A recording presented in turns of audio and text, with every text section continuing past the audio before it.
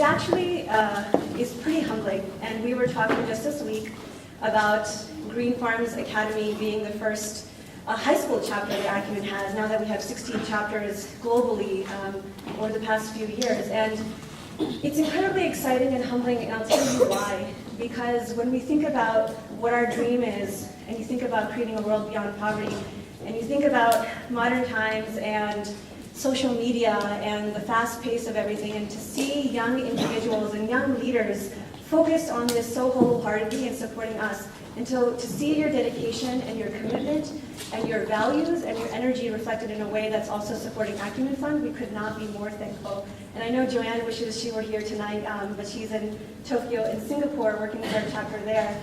But she's sending her hello at the same time. So thank you so much. And you know, we've seen a lot of different chapters emerge across the U.S. as well as in Canada, in Toronto and Vancouver, and they're all incredibly unique.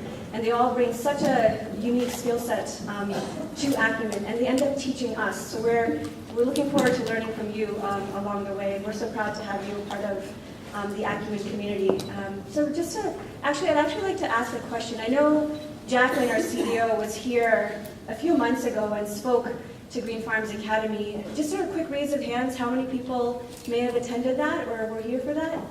Oh, that's great. Thank you so much. No, that's really exciting to see. And so then I know how much to go back and do a 101 versus share a little bit more deeply about what patient capital is and what we're looking to do as well. And just to give a little background about myself, you know, I lead up business development for Acumen, which is essentially our community building, partner engagement, and fundraising activities. I've been with Acumen for 4 years and started out by working with Acumen Fund in Pakistan, which is where I really started to understand what it takes to build social enterprises from the ground up, and what it takes to build a community of supporters that is building this in the long term. And you know, when I think about patient capital, how we've come to think about Acumen's model is essentially that when you think about how, you know, the best of nonprofits and the best of philanthropy is really all the way over at one end of the spectrum. And the best of philanthropy and the best of nonprofit models is essentially how do you maximize social impact. But that alone in itself is not enough. And all the way at the other end of the spectrum, we oftentimes see the markets. And we think that markets alone are going to solve the problems of the world, and they will address all the challenges. And if Adam Smith's invisible hand were meant to, you know, provide services across the board, it would have happened by now. But instead, we see the gap between the rich and the poor and inequality increasing more and more. And so where Acumen sits is right in the middle. How do you take the best of philanthropy and the best of nonprofit aid charitable models, which is focusing first and foremost on social impact, and how do you take the best of the markets, really use the market as a listening device, the tools and the principles and the hard skills that come with, you know, providing services and working from that place into the middle. And so the way I sometimes think about it, it's balancing the two. It's taking the head and the heart and putting it together.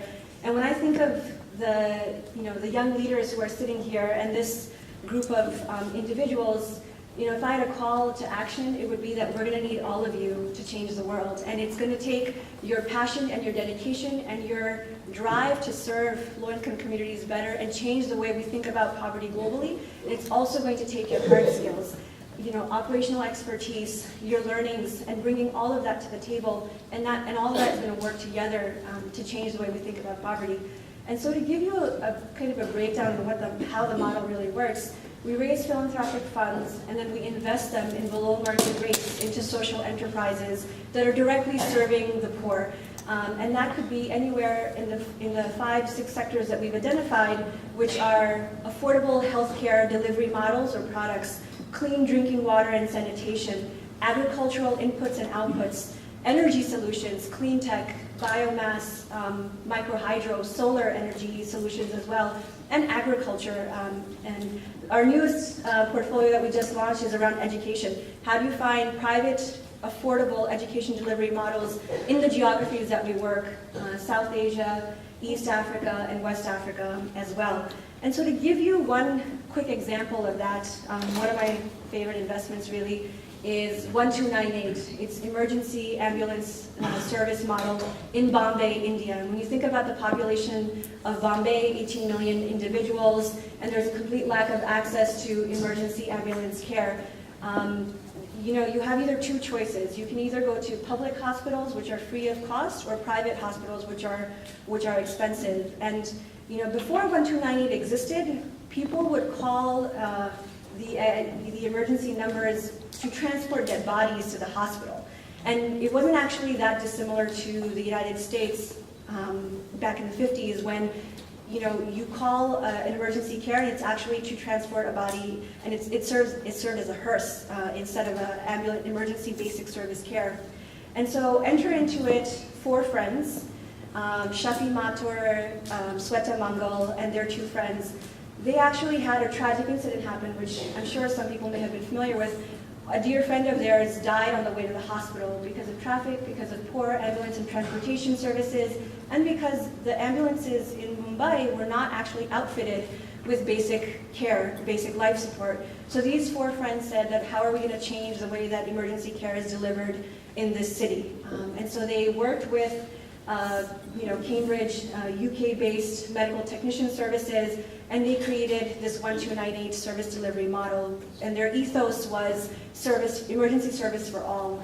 And when they started out in 2008, we did a $1.5 million equity investment in the company. They had 9 ambulances, and we weren't sure where this was going to go. But over the past 4 years, they've actually grown from 9 ambulances to 50, then to 100, and now they have more than 800 ambulances across 6 states in India, and really providing a service delivery model that the government is starting to pay attention to, and they see this as a real model that they can take on. So where public sector and public services have failed, private sector is showing innovative models that can actually work towards service delivery.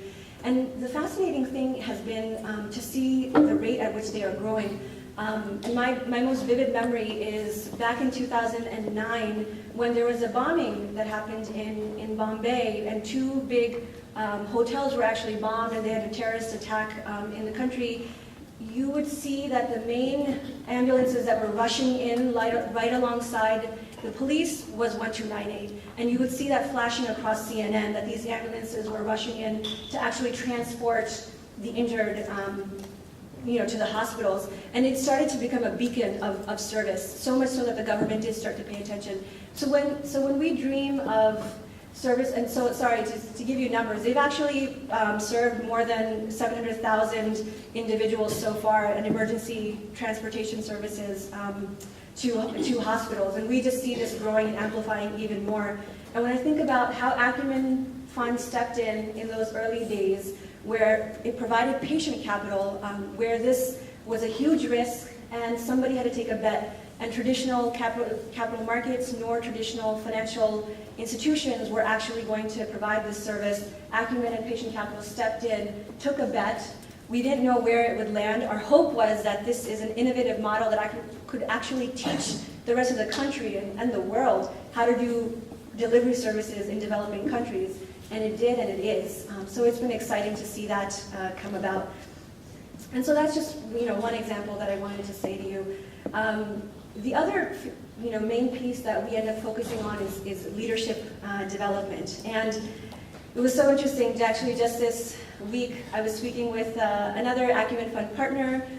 She's a mom of a 15-year-old, and she said that her son, while he's incredibly bright and dedicated and energetic and focused on sports, he didn't have the same kind of social activism that she had when she was growing up. And so we started talking about moral imagination and what it takes to build leadership.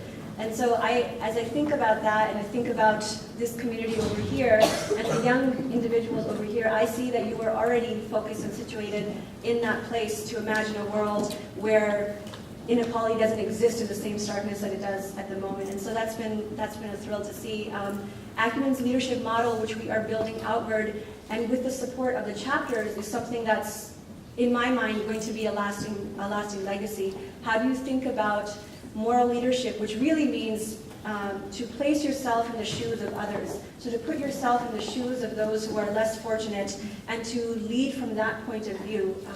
and to lead from a point of view if at every single point in time you are faced with critical decisions, and how you choose and make those decisions, whether it's in service of the poor, whether it's in service of business models that you're trying to support, in that lies, you know, how you will define yourself as a leader. And so a small example is, if you think about, there are inherent tensions that exist between efficiency and inequality, and to think about how do you make those choices in life. And so Acumen's leadership model is really about how do you make those choices from a place of knowledge and a place of growth.